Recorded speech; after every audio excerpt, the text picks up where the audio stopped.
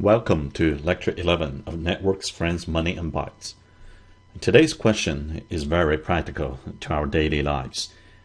We'd like to understand, why do mobile carriers charge you and me $10 a gigabyte? Now, to those who live in the United States of America, we know that the cellular market's mobile data plan before 2010 was flat rate. Somebody also call that buffet or unlimited, because you pay a fixed amount, for example, $29.99 a month, and you can use as much as you want. And then something happened. Something happened in 2010, and it propagated to this year, 2012, shifting the mobile data plan in the United States to usage-based. Somebody called it tiered or metered. And this is very similar to many utilities such as water or electricity that we use every day. They're also, most of them, usage-based, tiered and metered. For example, in April 2010, AT&T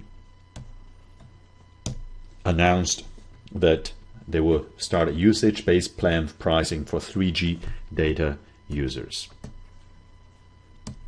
Okay. And then in March 2011, followed by June 2011, Verizon Wireless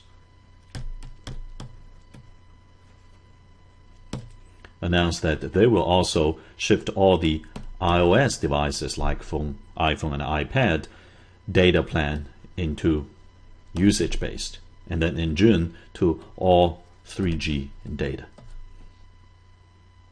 Okay. And then in July 2011, AT&T even started usage-based pricing on its wireline broadband. And similar measures are also used by some of the cable companies in providing wireline broadband in the US. And then in March 2012, AT&T announced that the unlimited data plan users actually will see their speed throttled significantly once it passed 5 gigabytes a month. That effectively ended a truly unlimited data, because the volume might be unlimited, but the speed will be going down to the point that many people cannot find it useful. And then in June 2012, Verizon Wireless, and a month later AT&T announced what's called the shared data plan, which is actually no more unlimited. So a better term to say shared perhaps is to say no more unlimited. As to 4G LTE networks, for example, iPad. Okay, the new iPad in March 2012, or as anticipated, the new iPhone or iPhone 5 towards end of 2012. And we're still in August 2012 right now, so we don't know, but it's rumored that it will also have LTE features. And when new iPad was announced, there's no more unlimited. It's all usage-based data plans. And it's also anticipated that will happen with iPhone 5 release with AT&T and Verizon Wireless. So that means if you want to get new devices and higher speed, you also have to give up unlimited.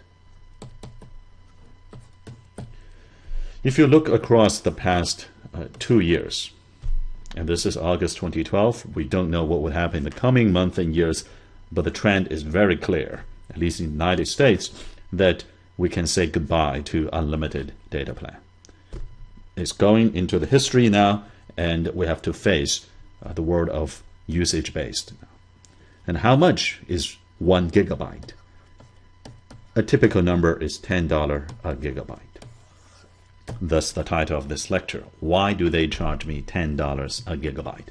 So question number one is, why do they charge me based on usage at all?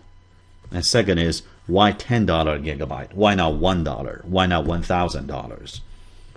So we're going to look at both questions from a network economic point of view.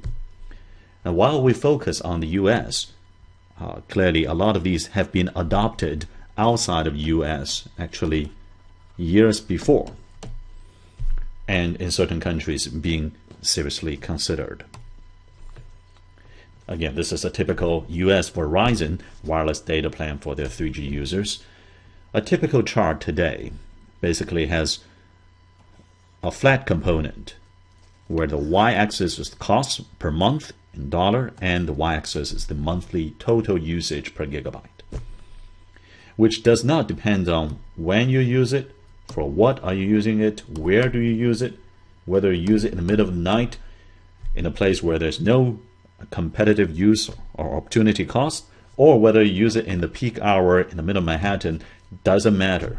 You'll be charged based on the monthly total usage. If you think that sounds a little unreasonable, we'll come to what we call smart data pricing, SDP, better ways to do pricing in the next lecture. But today we look at a simple one where the charge is based on the total usage. Okay? And so there's a flat component, and then there will be a straight line. You can see different kinds of curves. Now I see three curves here, 1, 2, 3, depending on the baseline that you buy and then the slope that will incur. But they all follow the similar shape qualitatively. Okay, you pay up to say $50 for 5 gigabyte, and then beyond that the slope is $10 gigabyte.